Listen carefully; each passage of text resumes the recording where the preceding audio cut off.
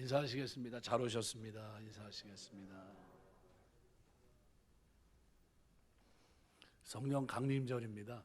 어느 때보다도 마가의 다락방에 성령이 임한 것처럼 성령 강림절 말씀을 묵상하면서 특별히 예배서 5장에 기록되어 있는 말씀을 묵상하면서 은혜를 나누려고 합니다. 구원받은 사람, 새 사람 된 사람은 어떻게 살아야 될까? 그냥 일상적인 삶, 옛날 살던 대로 그냥 살아도 되는가? 아니면 다른 삶을 살아내야 되는가? 4장 17절에서 5장 10절까지 일련의 내용들을 종결하면서 성도들이 하나님을 본받는 삶을 살아야 될 것을 5장 1절에서 14절까지 말씀합니다. 이어서 각자 새 생활 가운데 결론적 교훈으로 지혜 없는 자가 아니라 지혜 있는 자처럼 살아내야 된다. 그러면서 오늘 본문의 말씀을 전달하고 있습니다. 지혜 있는 자의 삶이 뭘까? 이거는 오늘 본문에 보니까 세월을 아끼는 삶입니다. 세월을 아끼는 삶은 주의 뜻이 무엇인지 분별한 삶이 됩니다. 주의 뜻이 뭡니까? 세월을 아끼면서 이 땅에서 의의 길, 거룩한 길, 선한 일에 열심히 있는 친백성으로 삶을 살아내는 것을 말합니다. 그래서 오늘 본문은 성령 충만한 사람들이 이 땅에서 세월을 아끼는 지혜로운 삶을 살기 위해서 구체적인 방법 3가지를 제시합니다. 첫 번째는 주의 뜻이 무엇인지 이해하라는 겁니다. 주의 뜻은 뭡니까? 우리가 하는 대로 지난날 살던 대로 살지 말고 이제는 어떻게 해요? 변화된 삶을 살아야 된다는 겁니다. 그래서 이 말씀을 조금 더 쉽게 이해하려면요, 5장 15절에서 17절 말씀에 보면 이렇게 표현합니다. 그런즉 너희가 어떻게 행할지를 자세히 주의하여 지혜 없는 자 같이 하지 말고 오직 지혜 있는 자 같이 하여 세월을 아끼라. 세월을 아끼라, 여기 엑사고라조메노이라는 단어인데요, 세월을 아끼라, 여기서 말하는 이 세월은 카이론입니다. 헬라 문화권 속에서 시간을 말하는 것은 크로노스, 카이로스 2가지가 있습니다.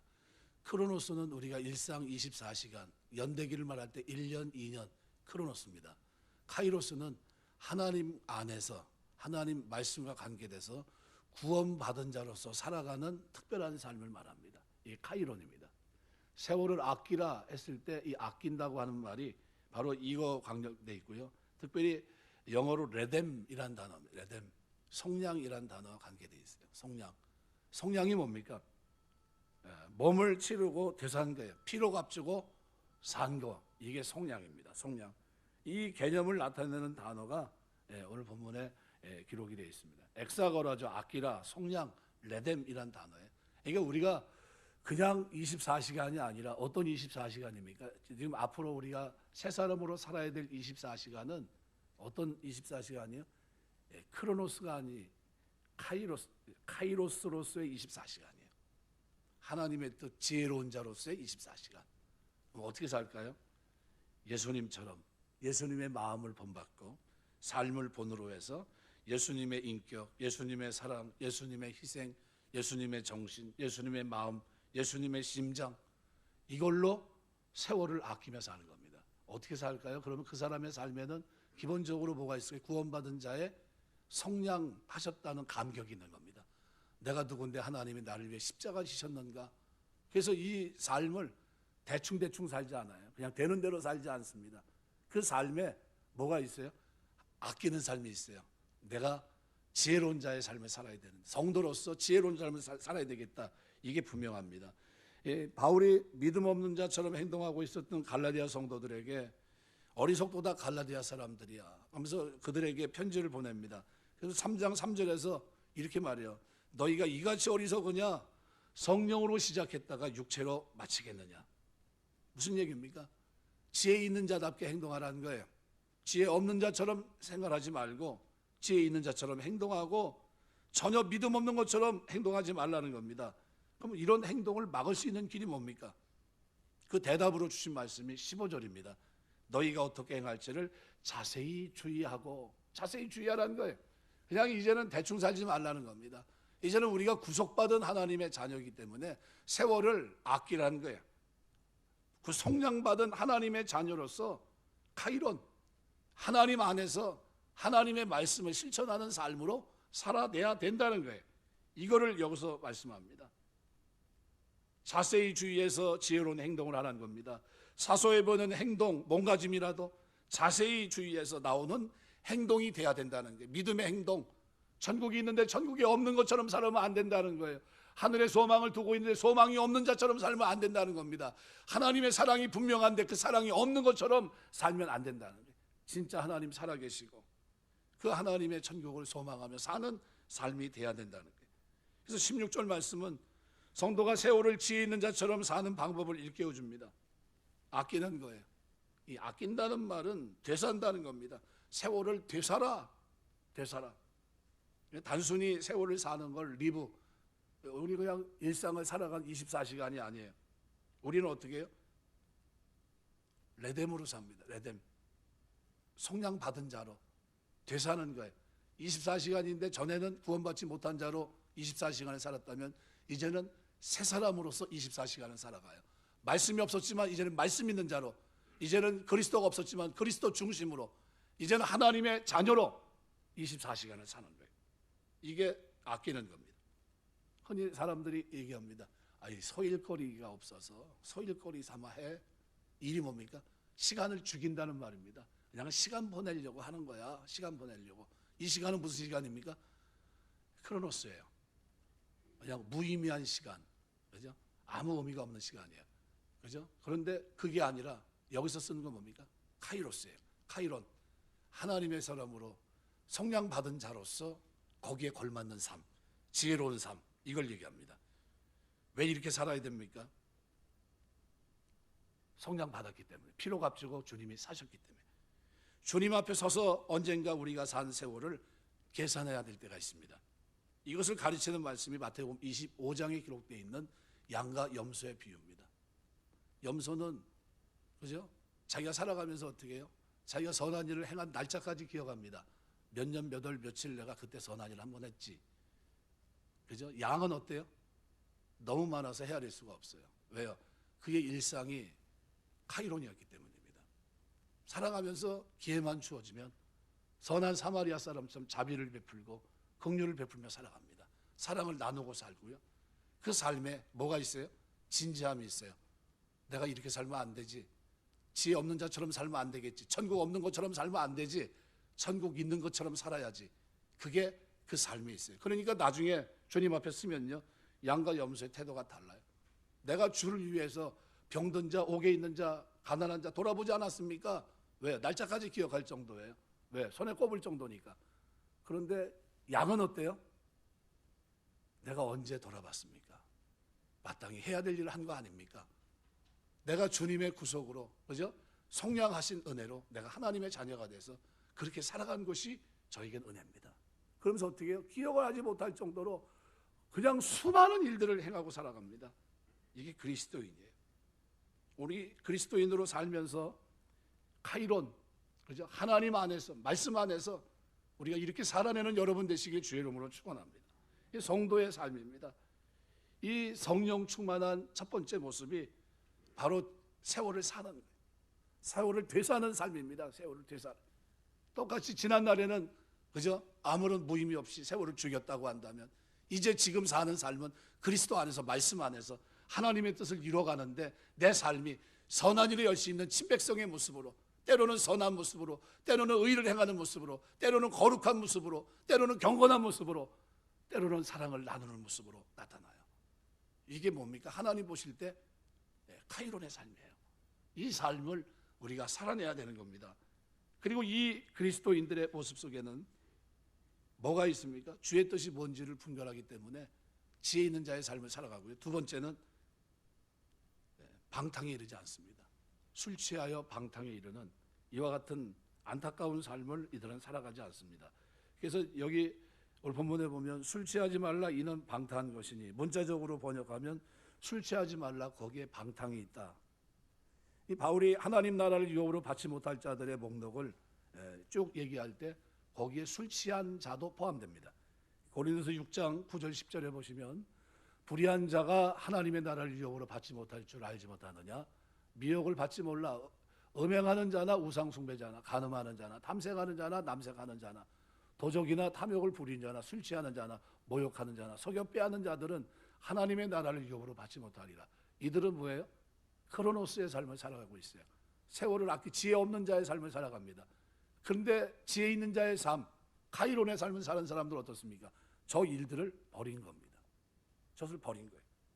갈라디아서 5장 19절에서 21절 보면 육체 일은 분명하니 곧 음행과 더러운 것과 호색과 우상숭배, 주술, 원수 맺는 것, 분쟁, 시기 분냄, 당짓는 것, 분열함, 이단, 투기, 술 취한 방탕함, 또 그와 같은 것들이라. 전에 너에게 경계한 것 같이 경계하는 이런 일을 하는 자들은 하나님의 나라를 유업으로 받지 못할 것이요.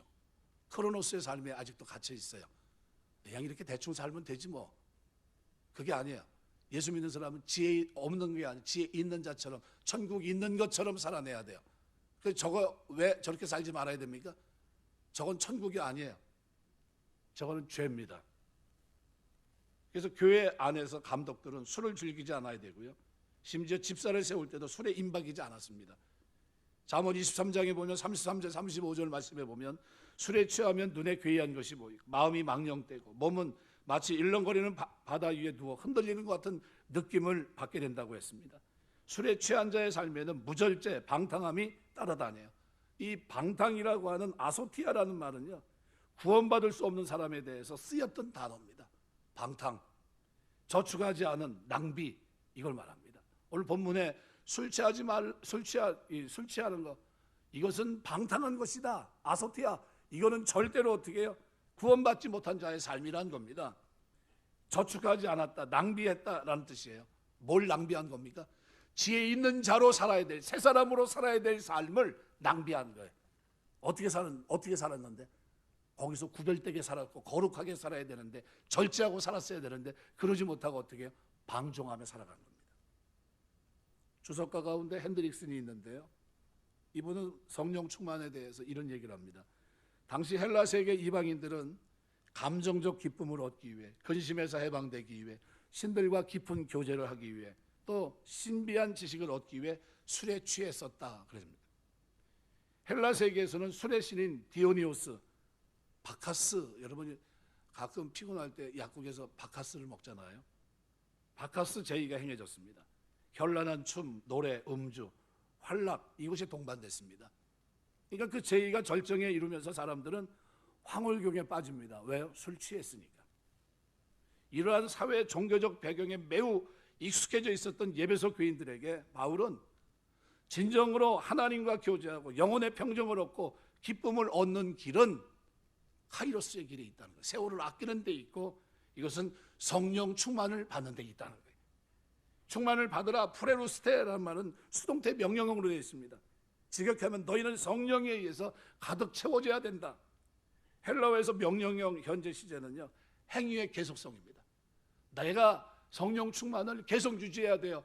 내가 살아가는 동안 내가 어떻게 해요? 구속받은 자로 살아가는 겁니다. 이것이 내 속에 있기 때문에 날마다 성령 충만해서 카이론의 삶을 사는 거예요. 크로노스의 삶이 아닙니다. 일상 세상 사람들이 사는 정욕의 죄악에 찌들어진 삶이 아니라 이것을 벗어버리고 새 사람으로서의 삶을 살아내는 걸 말해요.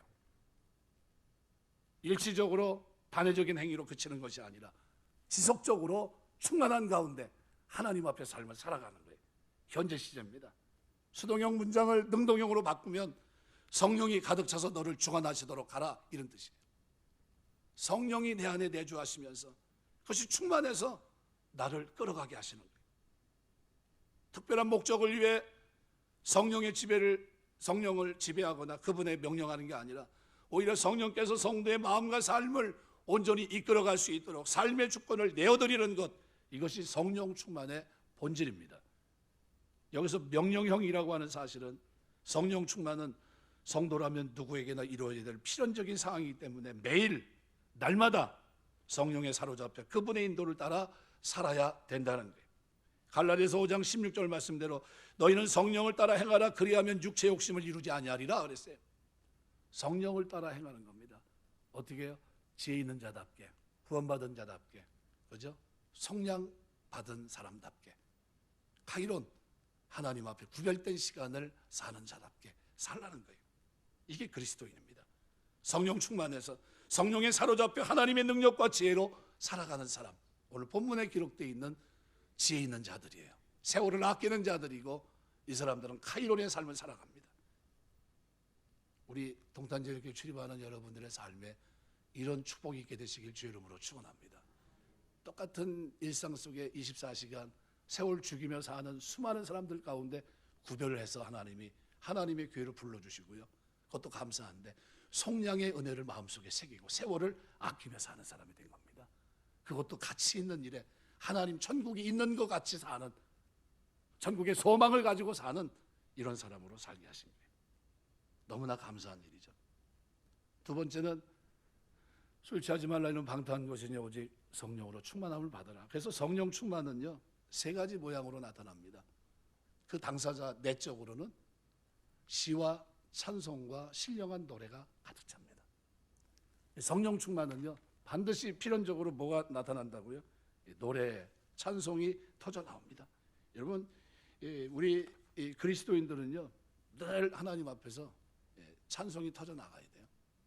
성가대 하시면은 인센티브가 있습니다. 뭐 어떤 인센티브가 있을까요? 오래 사세요. 장수하십니다. 그런데도 성가대 안 하시는 분들이 이해를 못해요. 내가 늘 얘기하지만 저는 교회 목사 안 하면요 성가대 할 겁니다. 이거보다 좋은 게 없어요. 이거보다 아름다운 게 어디 있습니까? 이거보다 복된 게 어디 있고. 여호와를 경외하는 자는 장수하느니라. 그 열매예요, 열매. 쉽게 말하면 하나님을 찬송하면서 하는 거 이거보다 더 아름다운 게 어디 있습니까? 최고죠. 여기 시 푸샬모스라는 말은요 원래는 수금을 문질러 탈 때 나는 수금의 소리, 푸살로에서 유래한 단어입니다. 문지르다라는 뜻이에요. 시, 여기 우리가 푸살모스라는 말은 구약 성경의 시편을 가리킵니다. 시편. 그러니까 시가 다른 노래와 구별되는 것은 악기를 가지고 연주하면서 드리는 찬송이란 뜻입니다. 그럼 여기 신령한 사람은 뭐예요? 악기를 가지고 찬송하는 겁니다. 여러분이 교회 오시면은요 사실은 뭘 들고 와야 돼요? 하나님 찬송할 악기를 하나 들고 와야 돼요. 짝짝이라도 들고 와야 됩니다. 탬보림이라도 들고 와고요. 트라이앵글도 하나 들고 오고 해서 찬송할 때 여러분 딱 일어나가지고 어떻게 해요? 짝짝짝거리고 있고요. 탬보림 치고 있고 막 그러면서 찬송해야 돼요. 왜, 믿어지지가 않아요? 그 이단들이 하는 거 아닙니까? 이렇게 생각하실지 모르겠는데 실제는 구약에서 예배가 진행될 때 악기가 몇 개가 동원됐습니까? 7개가 동원됐어요. 7개가. 찬양을 합니다. 우린 지금 악기가 지금 없잖아요. 이거 오르간 하나, 이거 하나에 의지해서 지금 어떻게 해요? 찬송을 하고 다 하고 있는데 사실 이거 할 때 드럼도 치고 기타도 치고 오르간도 치고 다 해야 되는 겁니다. 예? 때로는 바이올린 치고요. 플루트가 와서 풀고 하나님 찬송할 때 하나님 위에서 볼 때 한 사람이 찬양하고 한 악기 하나 가지고 하는 게 좋겠습니까? 아니면 문지르는 악기 많이 갖고 나와서 하는 게 좋겠습니까? 입장 바꿔놓고 여러분이 하나님이면 어떤 게 좋아요? 너는 맨날 하나만 가지고 해라 그럴 것 같아요? 아니면 7개 가지고 나와서 했으면 좋겠다. 그날이 빨리 왔으면 좋겠다. 그게 더 좋겠어요. 그날이 왔으면 좋겠습니다. 저는. 여러분 많이 배우셔서요. 하나님 찬송할 때 나중에 이거 확 밀어버리고요. 앞에 나와서 다 찬송할 수 있는 여러분 되시길 주의 이름으로 축원합니다. 아멘 소리 하시는 분은 의지가 있는 거고 아멘 안 하시는 분은 글쎄 난 틀렸어 그러시는 것 같은데 다른 사람이 해야지 나는 아니고 이렇게 하면 안 돼요. 하나님 나에게 기회가 주어지면 배우겠습니다. 그리고 지금까지 찬송 못했지만 앞으로는 하겠습니다. 이 자세가 돼야 돼요. 이게 올바른 겁니다. 찬미가 뭡니까? 휄노스라는 영어 찬송이라는 뜻인데요. 이 찬송 휄노스는 사실은 이방 세계의 배경을 갖고 있는 겁니다. 이 단어 어원 자체가 이방 종교에서 어떤 신이나 신화적인 인물을 칭송하는 노래를 휄노스라고 부릅니다. 근데 우리가 찬송을 휄노스로 하고 있거든요. 그러니까 이방 종교에 사용됐던 노래를 가리키는 용어를 하나님 찬양하는 노래를 가리키는 용어로 사용한 것은 초대교회가 이때부터 이미 기독교 공동체에서 사람들에게 익숙했던 곡들을 빌어 기독교 신앙을 표현하는데 사용했다는 것을 보여주고 있는 겁니다. 그러니까 여러분 우리가 찬양하는데요. 진짜 마음껏 찬양해야 됩니다. 여러분 그 미국의 1960년대에 등장했던 히피족 아시죠? 이 사람들이 처음 등장했을 때요. 자유주의를 포막했던 사람들인데 머리도 깎지 않고 슬리퍼 신고 맨발로 다니고 통기타 치고 세속적인 방탕한 노래를 부르고 마리아나 피우고 아무데나 노숙하고 이게 세상으로 말하면 뭡니까? 그냥 말 그대로 자기 삶을 즐기는 사람들이에요. 그런데 미국의 한 70년 전에 척 스미스 목사님이 캘리포니아 오렌지 카운티 교회를 개척하고 갈보리 채플을 이제 시작하면서 교회 표어를 정했는데, 교회 표어가 뭐냐면 성경대로 삽시다, 하나님 말씀대로 삽시다예요. 그래서 그들에게 성경을 가르쳐주고 그리고 이제 연구하기 시작했는데요. 그때 한 말이 뭐냐면 누구든지 말씀 앞으로 나오십시오. 하나님 말씀에 귀를 기울이십시오. 알코올 중독자도 괜찮습니다. 마약 중독자도 괜찮습니다. 소매치기도 상관없습니다. 말씀 앞으로 나오십시오. 그리고 말씀에 귀 기울이시기 바랍니다. 그래서 나온 사람들이 히피족들이 나온 거예요. 나왔는데 냄새가 나는 거예요. 냄새가. 맨날 굴러다니다가 맨발로 다니고 막 그렇게 다니고 그 옷 가지고 와서 예배드리는 옆에 앉아있으면 여러분 무슨 생각 날까요? 아유, 저 사람 씻지도 않나? 이 생각 날 거 아닙니까? 그러니까 이제 나중에 고민이 됩니다. 사람들은 많이 왔는데, 그런데 문제는 뭐냐면 갈보리 채플 성도들이 불쌍해서 당일을 합니다. 어떤 당일이냐면 저 사람들을 계속 받을 건지 아니면 여기서 종료를 할 건지. 그런데 사람은 막 몰려와요. 예배에 방해가 됩니다. 역겹고 카펫도 다 더러워지고. 그래서 당회를 해가지고 결정을 합니다. 기도하는 가운데 교회가 결정했는데 예수님 마음 품고 그들을 향해서 교회 문을 열기로 결정합니다. 그럼 누가 손해보는 거예요? 성도들이 이제 코 막고 살아야 되는 겁니다. 그들 문화, 그들 언어로 그들이 교회 들어와서 새 사람 되면서요, 그때부터 노래를 부르기 시작하는데요. 원래 이 사람들은 뭘 잘 치는 사람들이에요? 기타를 기가 막히게 잘 치는 사람들이에요. 이 사람들이 히피족들이 교회에 나와서 부르기 시작한 노래가 가스펠송입니다. 우리 지금 부르는 게 뭐예요? 복음송가? 다 가스펠송이에요. 이미 70년 전에 그 변화의 역사가 일어났던 거예요. 술 취해 방탕한 노래를 부르던 그들이 예수 믿고 크로노스의 삶을 살던 그들이 카이로스로 변화되면서 하나님 앞에 자기의 노래를 드리기 시작한, 그게 가스펠송입니다. 그게 그 근원이 그렇게 돼요. 여러분, 우리가 하나님 섬기기 전에 가졌던 아름다운 이런 재능, 하나님 앞에 드리게 되시길 주의 이름으로 축원합니다. 아멘 소리가 작은 거 보니까 재능도 없는데 자꾸 드리라고 그러네. 그러시는 것 같다.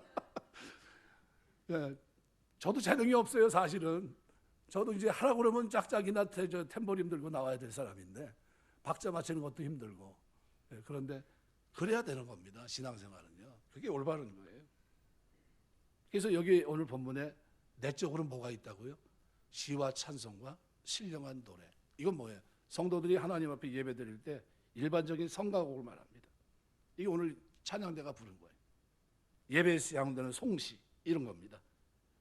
이사야 43장 21절 보면 하나님이 우리를 재창조 구원하신 목적이 뭡니까? 이 백성은 내가 나를 위해 지었나니 나를 찬송하게 하려 함이니라. 찬송해요. 구원받은 자, 성령 충만한 자, 그리고 카이로스의 삶을 사는 그들에게 내적으로 충만한 것이 뭡니까? 바로 시와 찬송과 신령한 노래예요.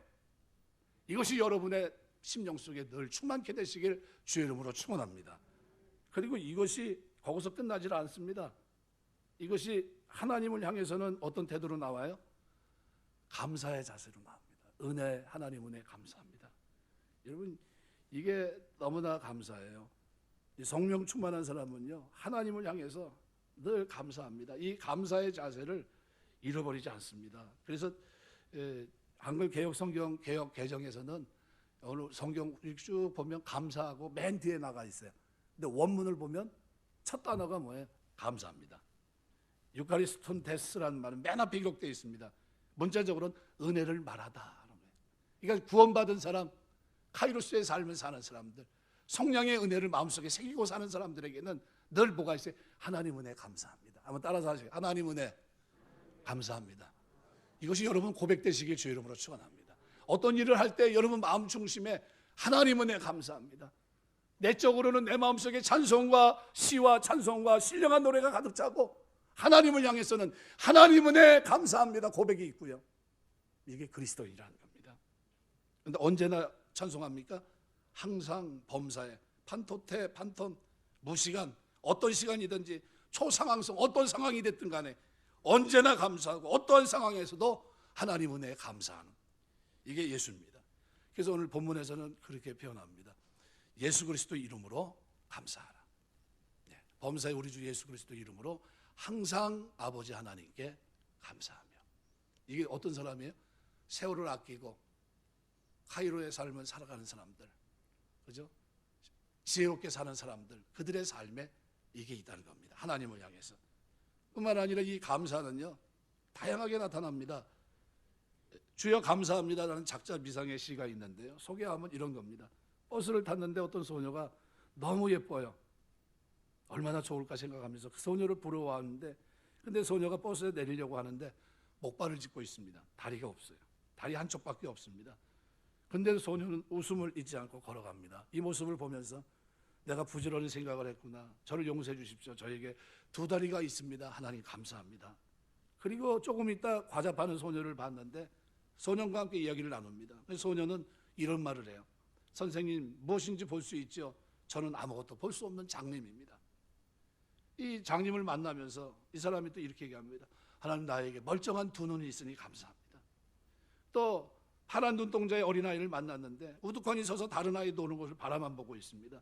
얘, 너는 왜 가서 같이 안 노니? 소녀는 말없이 그냥 앞만 봅니다.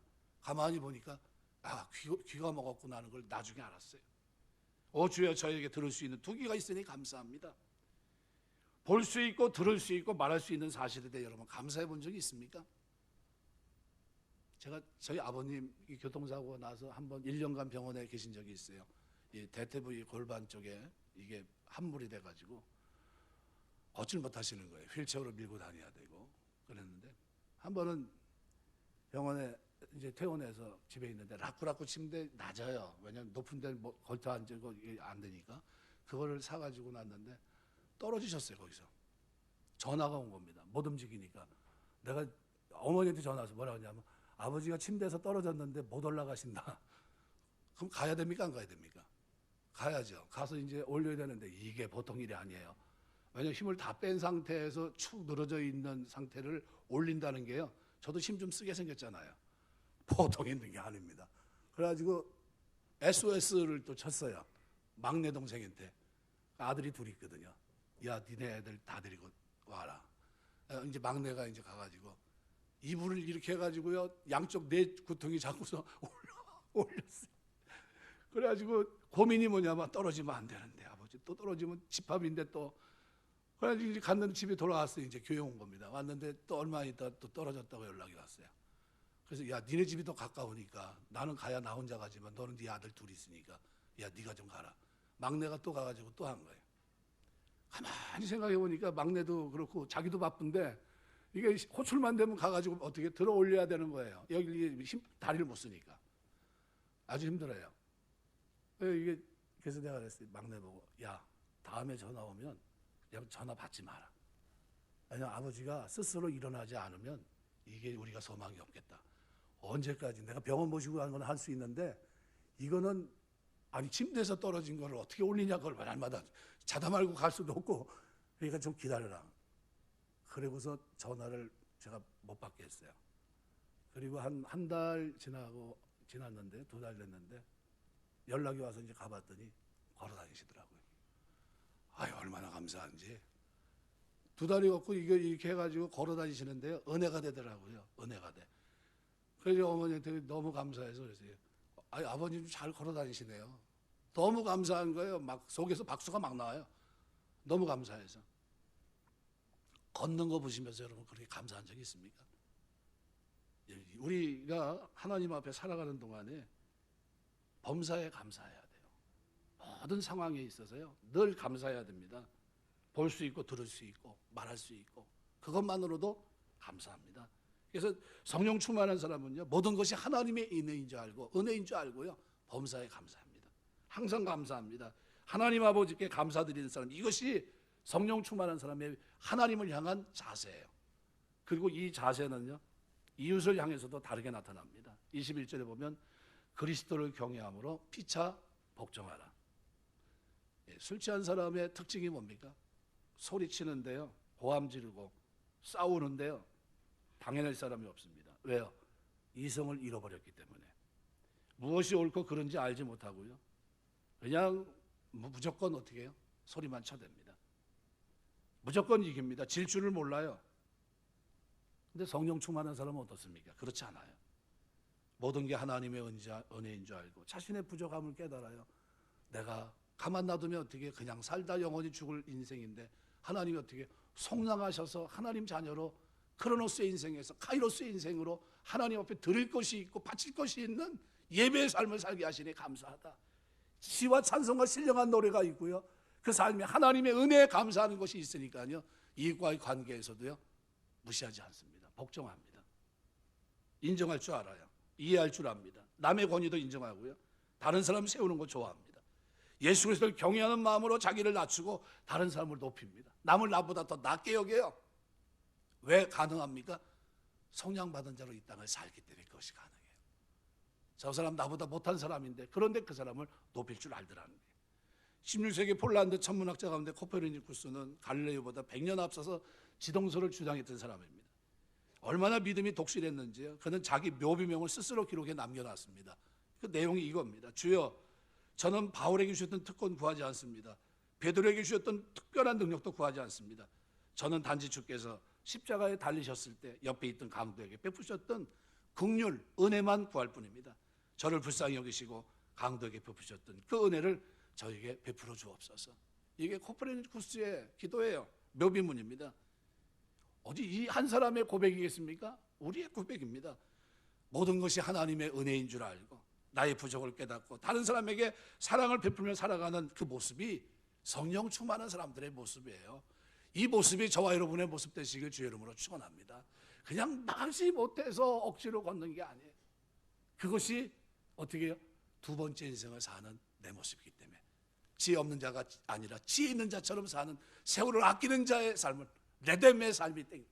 내가 속량받은 하나님의 자녀로 세월을 되사는 삶을 내가 살고 있다는 사실을 알기 때문에 성령 충만은요. 시와 찬송과 신령한 노래가 있고 하나님을 향해서 뭐가 있어요? 은혜에 감사하는 것이 있고요. 사랑과의 관계 속에서 피차 경외함으로 복종합니다.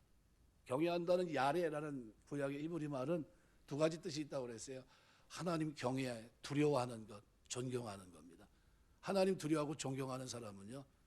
피차 복종합니다. 그게 성령 충만입니다. 인도의 수녀 테레사는 I am nothing이라는 단어를 많이 썼다고 그래요. 난 아무것도 아닙니다. 1979년 노벨상을 수상할 때도 연설문 가운데 똑같은 말합니다. 난 아무것도 아닙니다. I am nothing.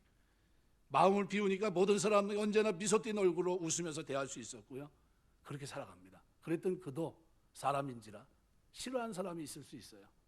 그때는 이런 기도를 드렸다고 합니다. 하나님, 내가 저 사람 앞에서 도무지 웃을 수가 없습니다. 하나님, 내가 웃을 수 있도록 나를 좀 도와주십시오. 저 사람 앞에서 제가 웃을 수 있는 마음의 여유를 주시고 도와주셔서 저 사람 앞에 제가 미소를 띌 수 있도록 도와주십시오. 그 기도를 드렸다고 그래요. 이렇게 기도하고서는 억지로라도 사람 앞에 웃으면서 모든 일을 시작했다고 합니다. 테레사가 어떤 삶을 살아간 겁니까? 그냥 리브 일상생활이 아니라요. 다른 24시간 구속받은 자로서의 삶을 살아냈던 겁니다. 그래서 테레사는 그의 조수를 뽑을 때도 언제나 세 가지 조건의 기준으로 뽑았다고 합니다. 첫 번째가 잘 웃는 사람, 두 번째가 잘 먹는 사람, 세 번째가 어디서나 잠을 잘 자는 사람. 이러한 사람들이 자기도 행복하고 다른 사람의 마음도 편하게 하고 행복하게 만드는 길이기 때문입니다. 성령 충만해서 언제나 나를 낮추고 다른 사람을 인정하고 존중할 줄 아는 이 사람이 어떤 사람입니까? 카이론의 삶을 사는 거예요. 구속받은 레뎀의 은혜를 잊지 않고 사는 겁니다. 이것이 세월을 아끼는 자의 삶입니다. 이것이 성령 충만한 삶이에요. 막 은사 체험하고 막 신비 영역에 들어가서 막 하나님이 봤니 못 봤니, 이게 성령 충만이 아니에요. 성령 충만은요, 이렇게 하나님 앞에서 아름다운 시로 찬송할 수 있어야 되고요. 늘 어떤 상황에서도 찬송이 차고 넘치고요. 하나님 은혜에 감사하고요. 그 삶에 겸손함이 묻어 있어요. 겸손하게 모든 사람을 대하면서요. 이런 삶이 있어요. 이것이 두 번째 인생입니다. 이것이 하나님의 백성들의 모습이 돼야 되는 겁니다. 말씀 맺겠습니다. 성령 강림절입니다. 하나님의 성령이 우리 가운데 임하셨어요. 내가 예수를 믿고 죄사함 받고 놀라운 축복을 받았습니다. 그런데도 만일 내가 여전히 크로노스의 삶을 산다면, 세상 사람들 예수 믿기 전에 그 삶에 아직도 그 범주 속에서 그냥 그렇게 그냥 세월을 죽이는 삶을 살고 있다면 이것은 하나님 앞에 보고할 내용이 아무것도 없어요. 그럼 뭐 어떻게 살아야 됩니까? 세월을 아끼는 레뎀의 삶을 살아야 돼요. 내가 구속받은 하나님의 자녀지, 이것이 내 마음 중심에 있고 이것이 바탕이 돼서 하나님, 내가 신령한 노래를 부르겠습니다. 하나님은 내 감사하며 살 것이고요, 제가 복종하며 살겠습니다. 그러면서 그 삶에 뭐가 있어요? 그리스도의 심장으로, 그리스도의 마음으로, 그리스도의 변화된 그 발자취를 따라가면서 내 삶에 말씀을 쫓아 천국에 있는 것처럼 하늘의 소망을 가진 자로, 지혜 있는 자로 이 땅을 살아내는 그들이 그리스도인입니다. 그들이 성도고요, 그들이 성령 충만한 사람들이고요. 그것을 위해서 오늘 본문은 성령 충만하라고 말씀합니다. 술 취하지 말라, 이는 방탕한 것인지 오직 성령의 충만을 받으라고 말씀합니다. 우리 교회를 출입하는 모든 분들이 성령 충만해서 하나님 앞에 카이론의 삶을 사는 여러분 되시길 주의 이름으로 축원합니다. 주 앞에 보고하는 그날, 내가 주님의 구속의 은혜에 감사해서 이렇게 살았습니다, 보고하는 이 축복이야말로 우리가 누릴 수 있는 최고의 축복인 줄 믿습니다. 그 축복이 저와 여러분의 믿음 생활 속에, 일상 속에, 사람과의 관계 속에 늘 아름다운 모습으로 나타나게 되시길 주의 이름으로 축원합니다. 기도하겠습니다.